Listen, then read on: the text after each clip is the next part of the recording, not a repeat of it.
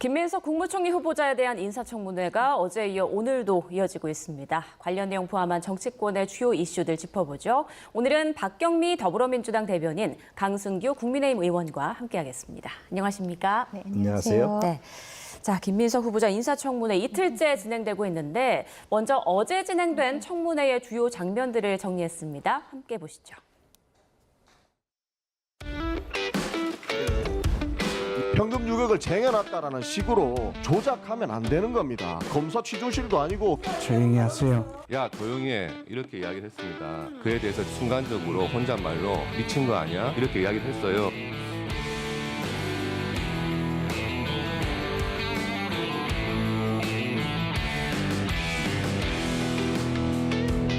배추 관련한 무슨 농사 하는 부분에 투자하면은 거기서 수익이 생겨서 미국에서의 학비에 도움이 될 수 있다라는 말씀을 주셔서 저희들이 그때 그것을 전세금을 빼서 드렸던 바가 있는데 그렇게 해서 저희가 월 이렇게 송금을 받았습니다.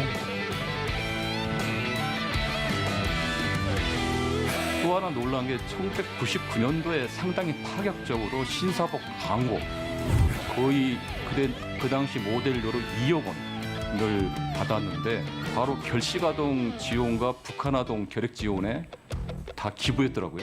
그거 간단하게 내용 좀 설명해 주실까요? 저 자세히 말씀드릴 건 아닌 것 같습니다. 그냥 그런 일이 있었습니다. 25년도 지금 우리나라 이 정부 예산안 규모가 어느 정도 되는지 아십니까? 뭐 정확한 숫자까지 말씀드려야 됩니다. 그러면은 국가 채무 비율은 어느 정도인지 알고 계십니까? 20에서 30 정도 사이 저는 알고 있는데요. 지금 우리나라 국가 채무 비율이 48.4%입니다. 그리고 지금 추경을 편성을 하면 이거를 넘어설 위험에 있습니다.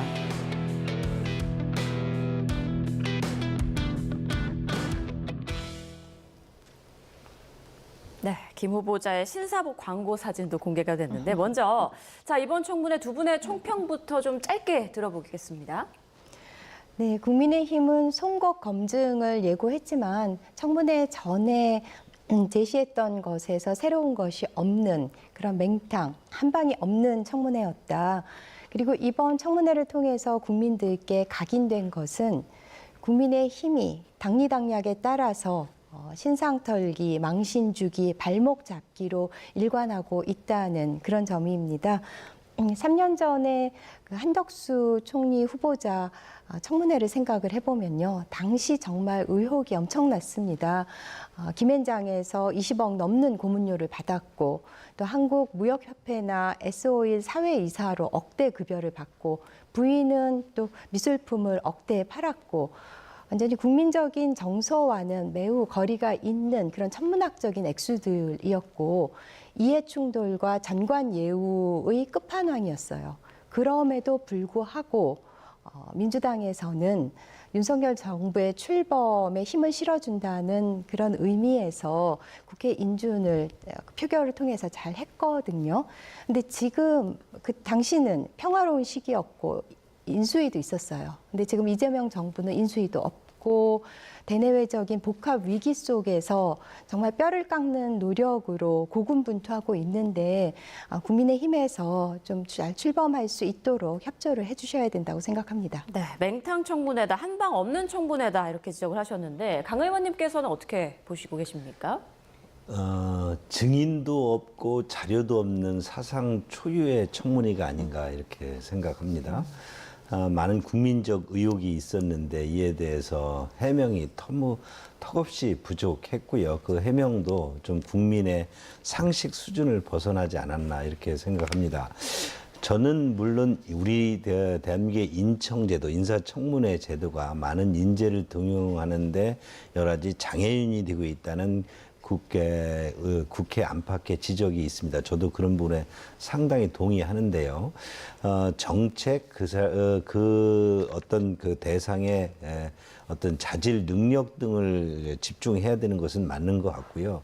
과도한 개인의 어떤 가족 신상털기 비판은 저도 그렇게 바람직하지 않다고 생각합니다. 그러나 지금 이번에 김민석 후보에 대한 인천 과정에서 나온 실질적으로 우리 예산 예산 규모라든지 국가 부채 비율이라든지 행정의 수반으로서 국무총리가 가져야 될 정책적인 기본 자질에 있어서도 이렇게 준비가 부족했나 하는 그런 아쉬움을 갖고요.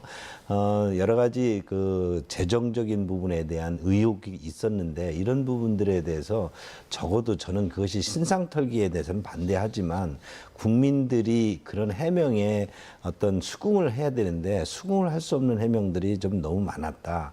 이런 측면에서 우리 행정부의 수반 국무총리를 대통령께서 임명하려고 할 때 이런 인천 과정에서 나온 여러 가지 의혹 등에 대해서 충분한 판단을 해야 될 것이다. 새 정부 출범에 대해서 국민의힘 측에서도 정부 인사에 대해서 협조도 해야 되겠지만 협조라기보다는 평가, 자질 이런 부분에 대한 분명한 원칙이 있을 것이다. 그리고 이런 인청제도가 지금 의회 다수당에 이런 그 어떤 독주 체제로 계속 간다면 그래서 어떤 뭐 의혹이 제기되더라도 자료를 제대로 제출하지 않는다든지 과거 민주당은 자료 제출을 안 하고 뭐 증인 출석 제대로 안 한다고 뭐 법정 3년을 부과하는 그런 법안까지 발의를 한 적이 있는데 지금 또 여당이 되었다고 이에 대해서 아주 아랑곳하지 않고 자료 제출 거부한다든지 증인을 채택하지 않는다든지 이런 부분 등에 대해서 좀 앞으로 3년 동안에 우리 민주당 의회 독주가 이런 인사청문회나 여러 가지 의회 과정에서 얼마나 지속될지 걱정스러운 부분도 엿볼 수 있었습니다. 네, 여러 가지 지적을 해주셨는데 그중에서 이제 국가 채무 비율에 대해서 김 후보자가 좀 제대로 답변을 못하면서 이에 대한 지적이 여러 곳에서 나오고 있습니다. 여기에 대해서는 어떻게 생각하세요? 네, 국가 채무 비율을 이제 퀴즈 내듯이 이렇게 확 물어보셨잖아요. 네, 매우 중요한 지표이기 때문에 정확하게 혹은 좀 근접한 수치로 답을 하실 수 있었으면 하는 안타까움은 저도 있습니다만 후보로 지명이 된 이후에 지금까지 정말 정신적으로 많이 피폐했을 것 같고 극도의 긴장감 속에서 좀 혹시 인지하고 있던 사실도 좀 말씀을 잘 하실 수 없는 상황이 아니었을까라는 추측을 해보고요. 네. 그리고 이 국가 채무 비율 관련해서도 이게 왜 채무 비율이 이렇게 높아지게 되었는지 또 앞으로 그것을 좀 줄여나갈 수 있는 방안은 무엇인지 이렇게 큰 틀에서 질문을 해주셨었으면 어땠을까 하는 생각을 해봅니다. 네, 그 부분과 더불어 이제 금전 문제와 관련해서도 여러 질문이 있었는데 그 미국 유학 당시에 한 달에 한 450만 원 정도의 이제 지원을 받았다는 의혹과 관련해서 김민석 후보가 이렇게 답을 했습니다. 학비에 도움이 될까 해서 전세금을 빼서 배추 농사에 투자를 했고 그 수익금으로 다달이 받은 것이다 이렇게 말을 했고 또 그 세비 외의 수입 논란에 대해서는 처가에서 5년간 2억 원 이상 도움을 받았다 이렇게 답하지 않았습니까? 이 부분은 어떻게 들으셨나요? 정치인이 그 후원금을 받기도 하고 또 출판 기념일도 열기도 하고 또 친인척으로부터 도움을 받을 수도 있습니다. 그러나 그런 받고 또 도움을 받고 출판을 열더라도 그 전후에 여러 가지 회계 처리 부분에 있어서는 분명히 우리가 회계 보고도 해야 되고 여러 가지 상황에 대한 상식적인 검증이 가능해야 되지 않겠습니까? 그런데 이런 부분에 대해서 지금 김민석 후보가 해명하는 것이 그렇게 국민들의 시선으로 볼 때 이렇게 와닿지가 않습니다. 저희들도 출판 기념일도 해보고 또 주변으로 또 도움도 받아보지만 일정 정도 그런 전체적인 그 앞뒤 맥락이 그 액수라든지 또는 정황이라든지 이런 것이 대부분 이해가 가야 되는데 김민석 후보에 대해서 이런 부분들이 좀 너무 과도하다든지 그게 정말 불법 정치 자금인지 또는 증여인지 뭐 투자인지 뭐 전세금을 맡기고 배추 관련 투자를 해놓고 월 뭐 450만 원의 유학자금을 받다 이런 부분에서 국민들이 어떻게 선뜻 납득할 수 있을지 이런 부분은 하여튼 국민이 판단할 것입니다. 어차피 의회가 다수당인 민주당에서 통과시킬 텐데요. 저는 이런 부분의 해명 부분 등을 어떻게 국민들이 받아들일지 그리고 앞으로 이런 인사청문회에 대해서 국민들이 이재명 정부의 어떤 실용주의적인 인사 뭐 여러 가지 인사 원칙을 밝히셨는데 그런 부분이 형식과 내용이 같아야 되거든요. 형식은 뭐 실용인사다, 뭐 탕평인사다 이렇게 하지만 실제 내용이 그게 국민 눈높이에 맞지 않으면 국민에게 좀 어울리지 않을 것 같다 이런 생각이 듭니다. 네, 지금 이 시각 국회 인사청문회장 모습 보고 계신데 주진우 국민의힘 의원이 질의를 하고 또 김민석 후보자가 답변을 하는 모습 보고 계십니다. 잠시 뒤에 또 연결해서 어떤 이야기가 오가는지 좀 들어보도록 하고요. 금전 문제 해명에 대해서 국민 눈높이에 좀 맞지 않는다, 부족하지 않나라는 말씀해 주셨는데 대변인께서는 어떻게 보십니까? 네, 재산 관련해서 후보자가 진솔하게 설명을 했고 어느 정도는 소명이 됐다고 생각합니다.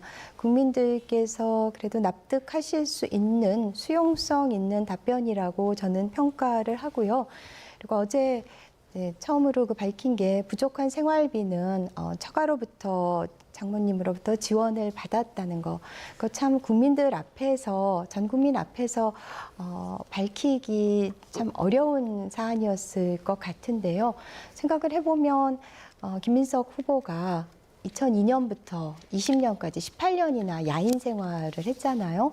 그런 가운데서 이제 유학을 하면서 또 어떤 학구열을 불태웠고요.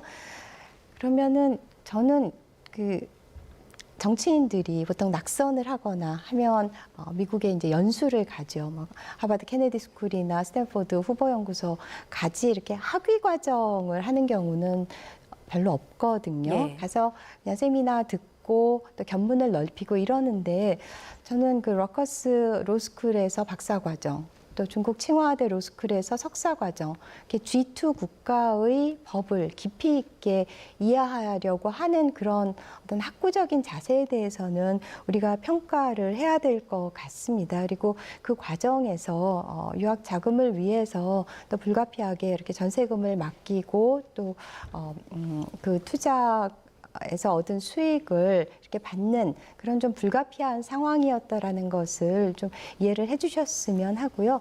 아까 강 의원님께서 증인, 참고인도 하나 없는 청문회라고 말씀을 하셨는데 국민의힘에서 전 부인을 증인으로 부르고요. 그리고 자료 요청을 할 때도 전 부인의 출입국 기록, 그리고 자녀의 성적표 이런 것까지 요구를 하셨거든요. 그러니까 저는 이거는 정말 가족의 아픈 상처를 후벼 파는 그런 폐륜적인 정치 공세라고 생각을 합니다. 그리고 증인 같은 경우 협의가 불발됐기 때문에 어쩔 수 없이 증인과 참고인이 없는 그런 청문회로 귀결된 면이 있죠. 네, 자, 두 분의 의견 들어봤는데. 자, 어제 그 뜻밖의 장면도 연출됐습니다. 조금 전에 이제 질의를 던졌던 주진우 의원의 개인 질병이 거론되면서 여야가 충돌하기도 했는데요. 그 장면 보고 오겠습니다. 정부는 급성 간염으로 군대 면제받고 이런 분도 계시지만 3년 세월을 억구를 치르면서 병역을 대신했다. 박선원 의원이 지금 언급한 것은 타인의 질병에 대해서 언급을 한 거예요. 제 병역 면제 사유를 언급하면서 지금 댓글에 많이 나와 있거든요. 여기 계신 위원님들 몰라요? 모르는 분도 있겠지만 박선원 의원이 알고 얘기한 거잖아요.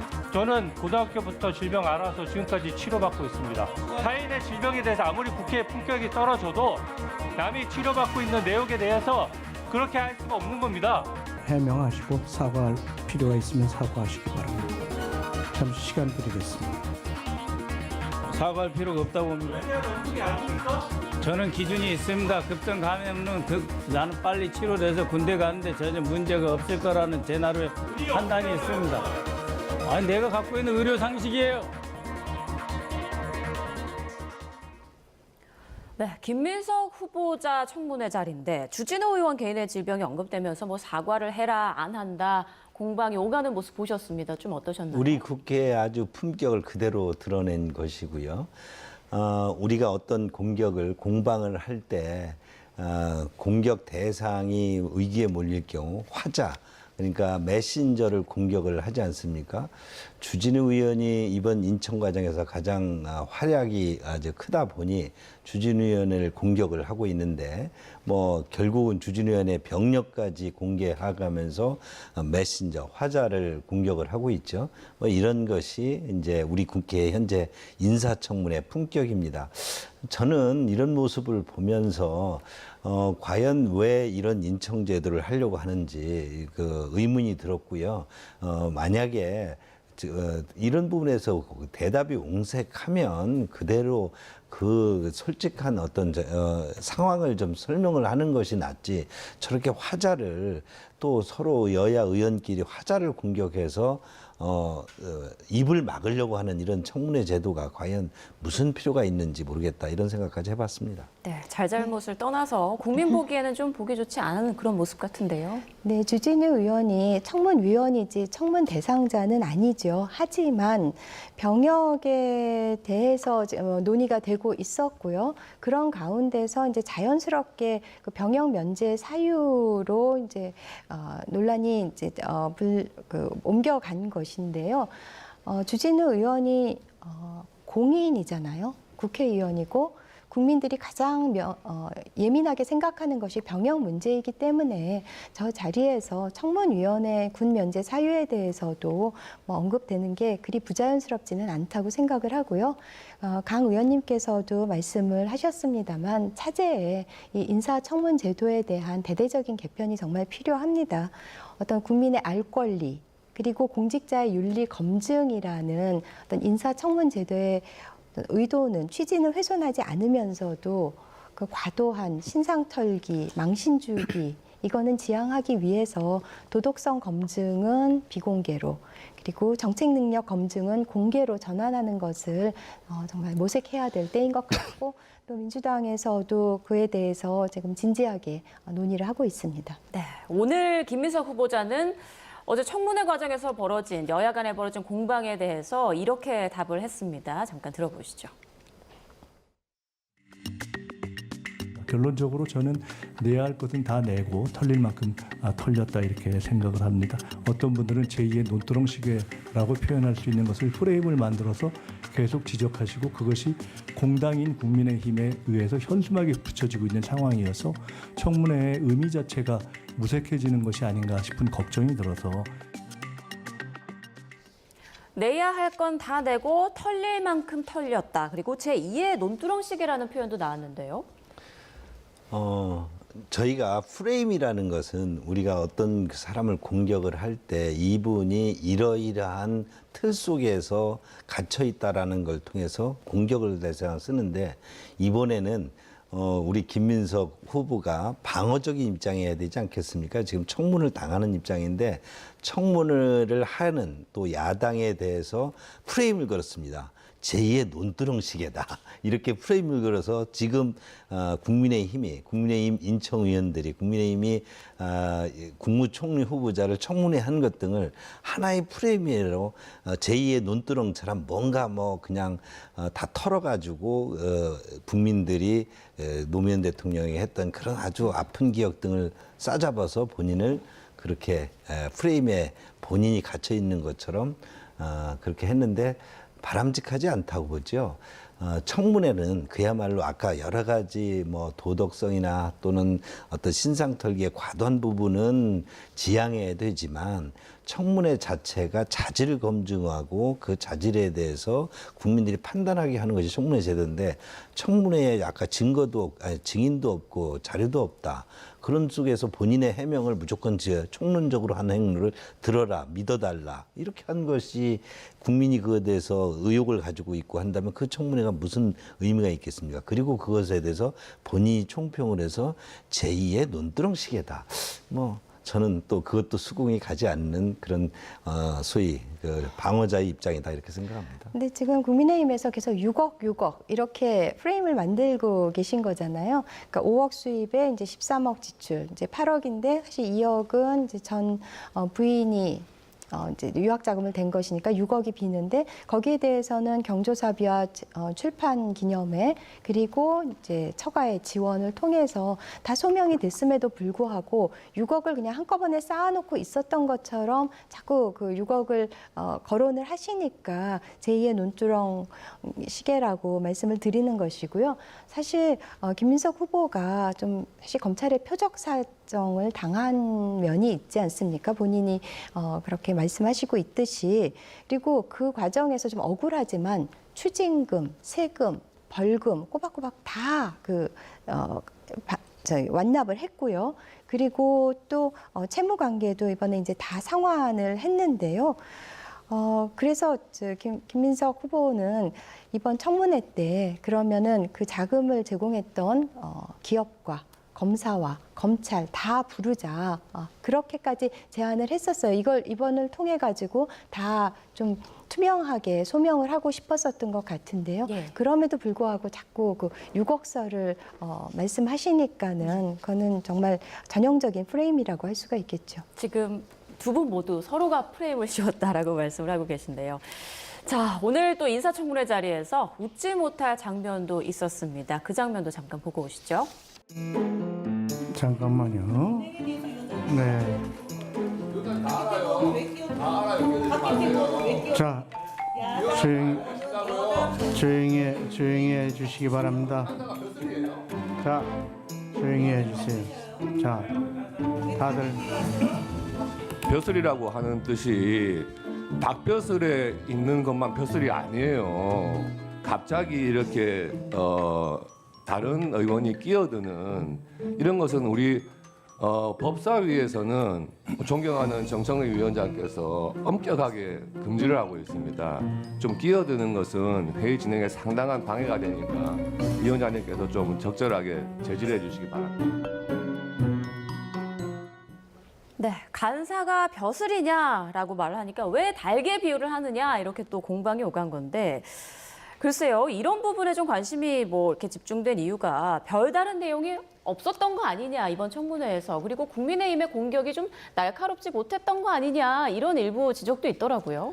날카롭게 공격을 하려더라도 자료가 있고 또 증인이 있어야 되는데 자료도 없고 증인도 없으니 공격을 하면 그 공격에 대해서 아까 뭐 제2의 논두렁시계다 아니면 총론으로 대답하고 믿어달라 이렇게 하는 후보자나 그런 그 청문회 환경에서 국민의힘이 어떻게 날카로운 시선을 보여드릴지 저도 좀 인천의원은 아니지만 안타깝게 생각하고요. 저런 지금 뭐 간사의 어떤 여러 가지 그 회의 진행, 또 위원장의 회의 진행 과정에서 공방이 있었는데 저는 이런 많은 풍경 등이 제가 전 18대 국회를 하다 22대 국회에 들어와 보니 너무나 의회 풍경이 많이 바뀌었습니다. 네. 그래서 저는 웃지 못할 환경이 예전에도 없었던 건 아니지만 지금 아까 뭐 정청래 그 법사위원장의 회의 진행을 우리 곽규택 의원이 또 풍자를 하지 않습니까? 저런 부분 등이 우리 국민에게 비춰질 때 우리의 의회 모습이 자꾸 좀 너무 안타까워 보이고 좀 더 지금 이제 민주당도 여당이 됐으니까 다수당이라 하더라도 의회에서 협치하는 모습을 좀 제대로 말로만이 아니라 형식적으로 저 내용에서도 협치하는 모습을 보여줬으면 좋겠고요. 이번 뭐 국무총리 인사청문회가 어떻게 끝날지는 뭐 모르겠습니다만 이런 부분에 있어서 조금이라도 발전된 변화의 계기가 되었으면 좋겠는데 제가 지금까지 보기로는 이번에도 또 뭐 여전히 국민 눈높이는 턱없이 부족한 인사청문회였다. 제도 자체에 계속 의문을 가질 수밖에 없다 이렇게 저는 평가하고 싶습니다. 네, 대통령실에서는 김민석 후보자가 의혹을 잘 해명했다 이렇게 보는 것 같더라고요. 네. 좀 전 상황 관련해서요. 예. 국민의힘에서는 청문회 실탄이 떨어졌나 이런 생각이 듭니다. 사실 이게 전국의 전파 낭비라는 생각이 들어요. 국민의힘에서는 좀 더 치밀하게 준비를 했었어야 하는데 이 벼슬이 뭐 닭벼슬이냐 이런 그 가벼운 농담을 하기에는 그런 게 오간다는 게 총리 청문회에서 참 안타깝다는 생각이 들고요. 정말 이 정책 검증을 해야 하잖아요. 그러니까 제가 정세균 총리 청문위원으로 일을 했었는데요. 그때 이틀을 하면서 사실 언론이 있을 때는 정쟁거리, 정치적인 공방도 했지만은 언론이 빠진 후에 6시 이후에는 정말 치열한 정책 검증도 했었거든요. 그런데 이번 청문회는 보니까 정책 검증은 완전히 늦은 시간에도 실종됐고 이 벼슬 타령이나 하고 있는 게 참 좀 부끄럽다는 생각이 들었습니다. 대통령실에서는 이번 그 인사청문회를 통해서 어느 정도 성실하게 다 답변이 됐다고 생각을 하고 있습니다. 네. 자, 이번엔 주제를 좀 바꿔보겠습니다. 이번 이재명 정부에서도 유임이 확정된 송미령 농림축산식품부 장관이 오늘 국회에 출석했는데요. 유임 논란에 대해서 직접 좀 언급을 할 것으로 보입니다. 연결해서 들어보겠습니다. 근데 의원님들께서 우리가 여당 야당이 바뀌었지만 저는 일관되게 제 기준은 하나였습니다. 그 여건 속에서 우리 농업 농촌의 지속 가능성 그리고 국민 입장에서 가장 좋은 대안을 찾아보자. 그리고 의원님들께서 누누이 사실은 여기 계신 모든 의원님들이 말씀해주신 농가의 경영 안정 그리고 소득 안정 이런 측면이 기본이 돼야 국민들한테 먹거리를 안정적으로 제공할 수 있다는 데 대해서는 그리고 의원님들이 그런 배경을 가지고 법률안을 제안해 주신 취지에 대해서는 한 번도 의심한 적이 없고 동의하지 않은 적이 없습니다. 다만 여건 속에서 그 일을 계속해낼 수 있겠느냐라고 하는 측면에서는 여러 가지 조금 더 개선할 점이 있다라는 취지의 이야기를 제가 드렸고 그 과정에서 지금 좀 말씀을 드리면 제가 농방법 이런 식으로 표현하는 것에 대해서 의원님들이나 특히 이제 무엇보다도 현장에 계신 농업인들 입장에서 상당히 마음 아프게 느끼셨을 거다라는 생각을 합니다. 그렇지만 그 부분은 저 나름으로는 그렇게 가는 것이 부작용을 낼 수 있는 측면이 있기 때문에 이렇게 다시 한번 제거하자는 취지의 그런 절실함의 표현이었다. 그래서 그런 절실함의 표현이 좀 거친 표현으로 된 것에 대해서는 사과 말씀을 드린다라는 그 이야기를 지금 이 자리에서 드리고 싶습니다. 하지만 국정 철학이 지향하고 있는 방향성이 있습니다. 가장 저는 중요한 것이 간사님도 말씀해 주신 것처럼 아주 유연한 실용주의 그리고 국가 책임의 농정 국민들한테 먹거리 제공이라고 하는 것이 저는 큰 틀이라고 생각합니다. 그래서 그 국정 철학에 맞추어서 우리가 그동안 쟁점이 되었던 우리 법안이나 정책에 대해서 전향적으로 검토하겠다, 재검토하고 특히 무엇보다도 여기 계신 의원님들과 적극적으로 소통하면서 문제를 풀어나가겠다는 말씀 드립니다. 그리고 저는 가장 중요한 게 우리 농업인들하고의 소통이라고 생각을 하고 이 부분에 있어서는 대통령님께서도 말씀을 주셨습니다. 그래서 우리 농업인 단체들과 지속적으로 소통을 하도록 그렇게 하겠습니다. 고맙습니다. 네, 오로지 농업농청 농민을 위한 일을 해주시길 바랍니다. 자, 더 이상 네, 송미령 농식품부 장관. 여러 가지 입장을 좀 밝혔는데요. 여야가 바뀌었지만 농업 그리고 농촌 지속 가능성에 이제 방점을 두겠다면서 그전 정부 때 얘기했던 농망법 표현에 대해서는 사과를 했습니다. 농업인들 입장에서 마음이 아팠을 것이다라고 말을 하면서 절실함의 표현이었을 뿐이다. 사과 말씀을 드린다. 이렇게 밝혔습니다. 그리고 앞으로 국정 철학에 맞춰서 전향적으로 법안과 정책들을 검토하겠다. 이렇게 말을 하기도 했는데요. 일단 전 정부 출신임에도 이제 유임이 되면서 송 장관이 직접 나서서 돌파해야 한다. 이런 목소리가 지금 여권 내에서는 나오고 있는 것 같습니다. 더불어민주당은 어제 송미령 장관 유임에 대해서 이재명 대통령의 실용주의 철학이 반영된 인사다. 이렇게 또 평가하기도 했는데 두 분 의견 좀 짧게 먼저 들어보겠습니다. 예. 네, 국정 철학에 맞추어서 간다고 하니까는 이제 또 다시 한번 신뢰를 해봐도 좋지 않은가 하는 생각이 드는데요. 이런 인사를 하셨던 이유는 그러니까 정권을 초월해서 장관직을 유지하는 그런 어떤 상징적인 인사였던 것 같아요.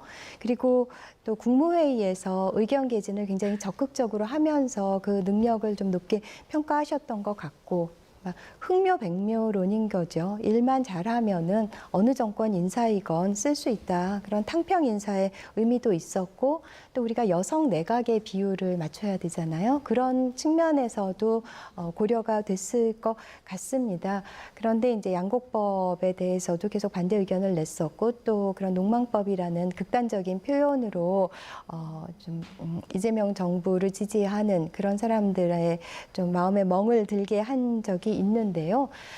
이분이 제가 듣기로는 굉장히 좀 진보적인 성향을 가지고 있다고 해요. 윤석열 정부에서 발탁이 됐기는 했지만은요. 그리고 노무현 대통령을 굉장히 존경한다는 표현을 공적으로도 쓴 것으로 알고 있습니다. 네, 네. 앞으로 좀 기대를 해보겠습니다. 네. 국민의힘에서는 송 장관의 태세 전환에 대해서 좀 비판을 많이 하기도 했는데 조금 전에 이런 발언들을 어떻게 들으셨습니까? 저는 이렇게 생각합니다.